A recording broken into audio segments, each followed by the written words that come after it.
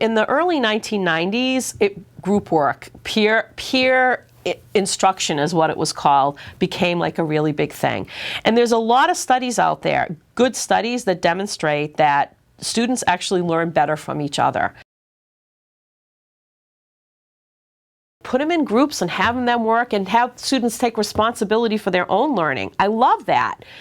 But you can't just let that be the petri dish for the status hierarchy that reinforces all the stuff about prejudice and discrimination and oppression in this society. And if you're low status, by definition, according to theories of group processes, you're not given as much influence. And so over time, especially looking at like maybe a half a semester in a group, people who have low status aren't as engaged. Every student's got a story. One of them is going to say, I hate working in groups because I'm always the one that drags the group along. I'm the one that does all the work and everybody else takes advantage of me.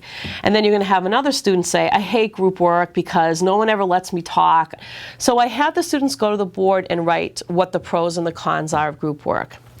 And then I tell them, so now in your new group, you're going to write 6 or 7 bullet points that the students themselves come up with about how they expect to be treated and how they will treat others. What's most important is that students have had an opportunity to voice their concerns and to have others hear their concerns, knowing that they'll be addressed, and it works beautifully. I gain a little bit of trust with the students on that first day. We're creating a group dynamic that's going to be, it's going to advantage everybody. I wouldn't just randomly assign students into groups or just let the students assign themselves into groups on the first round.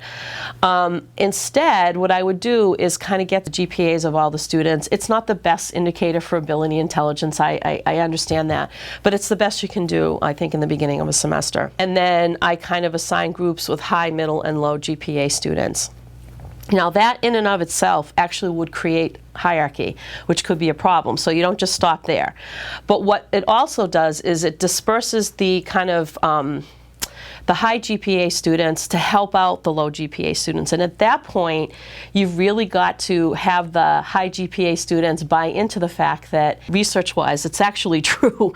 If you teach, you know it better than if you just kind of study it. So then once that kind of group assignment happens in the beginning of the semester, then you can do random assignments. So the next thing I do with groups is I do a role assignment that makes the hierarchy kind of go away. And that is, I have a student be what's called a manager, a reporter, and a skeptic. The manager is the one that's going to facilitate. The skeptic is going to be the one that is going to, in a positively constructive way, critique. And the reporter is the person that pretty much writes it down and gets ready to maybe stand in front of the class to talk about what's going on. So that gives them a structure, but more importantly, I rotate that structure mid-group task. When that hierarchy tries to emerge, it can't, because this role assignment where people have certain role expectations outweigh these other expectations, these cultural understanding expectations that are brought in. Professors and instructors have an enormous amount of power to change people's perspectives. Once you've noticed that one person's being left out, I would walk by that group a couple of times and listen to what that student is offering the group. And then swoop back in and say, did you hear what that person just said? You'd be amazed at what that does to a group structure. Only do that for students that aren't engaging. That's when you kind of go in and affect the group dynamics. Otherwise, stand back and let them do it, because for the most part, it's going to work.